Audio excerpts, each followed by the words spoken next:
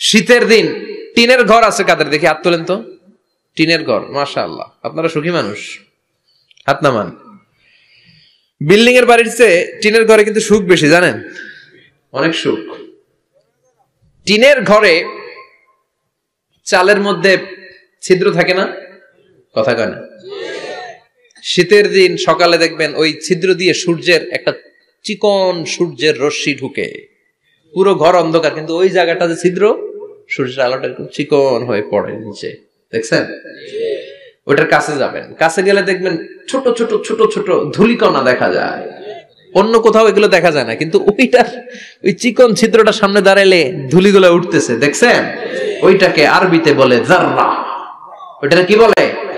ফামান ইয়ামাল মিসকালা যাররাতিন খাইরান ইয়ারা ওয়া মান ইয়ামাল মিসকালা যাররাতিন, ওই ধূলিকণার যাররা পরিমাণ ভালো করেছো ওইটা আল্লাহ ছাড়বে না, আমলনামায় তুলে দিবে। সুবহানাল্লাহ পড়েন।